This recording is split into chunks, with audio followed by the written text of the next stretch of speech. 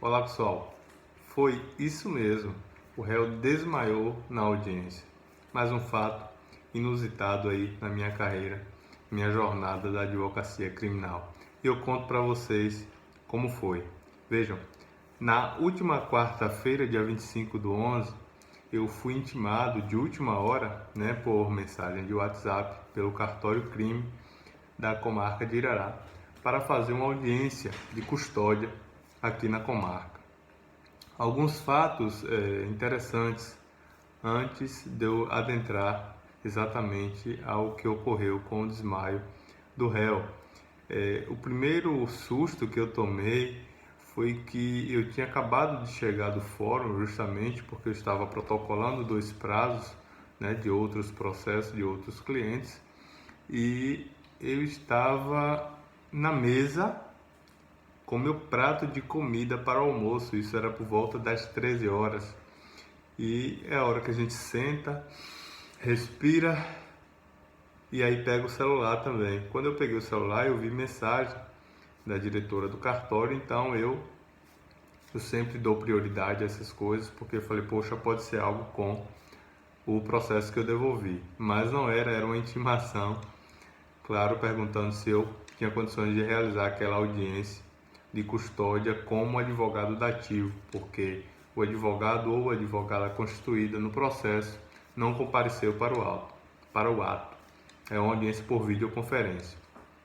O segundo fato inusitado é que a comarca de Irará não realiza audiência de custódia, embora seja aí uma determinação do CNJ, para todo o Brasil, mas muitas comarcas do interior ainda não realizam esse tipo de audiência. A audiência de custódia é justamente para fiscalizar, na verdade, o juiz, com a presença do Ministério Público e do defensor, analisar o auto de prisão em flagrante, que ocorreu na prisão daquele preso, para que se analise a legalidade, se houve agressão, se houve maus tratos, para relaxar ou não aquela prisão. Não adentra o mérito se houve ou não aquele crime.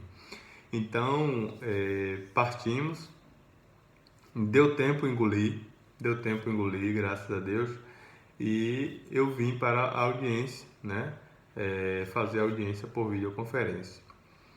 Quando a gente começou a audiência, tudo tranquilo, o réu ele estava no Conjunto Penal de Feira de Santana, também por videoconferência. E aí,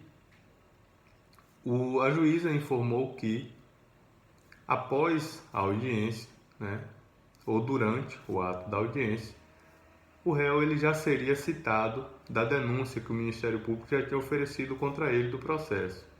E por que já estava com a denúncia pronta? Porque justamente aqui não faz audiência de custódia, e nesse caso, para a audiência de custódia ocorrer, ela tem que ocorrer em 24 horas após a prisão. Nesse caso não foi o que aconteceu, porque o advogado que estava no processo precisou entrar com um habeas corpus, pedindo justamente a realização dessa audiência que não havia ocorrido. E o tribunal determinou que a juíza assim o fizesse.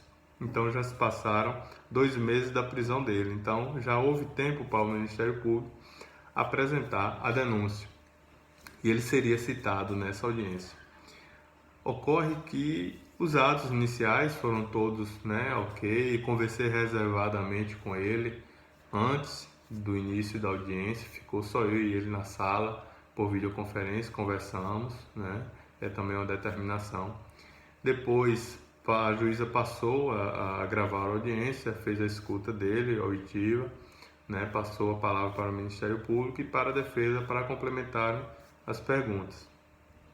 Feito isso, a juíza então chamou o oficial de justiça na sala dela para usar o mesmo telefone para fazer a gravação dele citando o réu da denúncia, onde ele iria ler aquela denúncia para o réu e dar ciência a ele da denúncia para que ele apresentasse defesa, Então o oficial começou a ler, a denúncia. A juíza não estava visualizando porque o celular estava a câmera estava para o oficial. Estava eu visualizando a leitura do oficial, o réu, e o Ministério Público também. Quando ele começou a ler, né, a denúncia, eu comecei a escutar sussurros, né, como se fosse de choro, de ansiedade, algumas coisas assim, mas o réu estava de máscara, então não dava para perceber as expressões faciais, né, todas as expressões faciais dele. Mas eu percebi que tem algo estranho. E aí eu comecei a perceber esses sussurros, essas coisas, e ia ficando mais forte. E o réu começou, ele estava com a algema, não aparecia na tela, mas estava assim com as mãos embaixo. E ele começou, né, a se balançar assim na cadeira e tal. E aí se contorcia um pouco assim, e eu escutava o sussurro um pouco mais forte e tal, e aí eu percebia que ele estava fechando o olho e começou a balançar assim, né, com mais força. Aí eu falei, meu Deus, tem alguma coisa estranha. E antes do oficial concluir a leitura, nessa que ele estava, né, se balançando, o que aconteceu foi exatamente isso aqui. Ele no balanço e tal, e aí ele fez isso aqui para frente. E aí desceu de vez, desapareceu do vídeo, né? Com certeza caiu no chão, desmaiou. E aí eu gritei imediatamente, excelência, excelência, pela ordem, interrompi o oficial de justiça.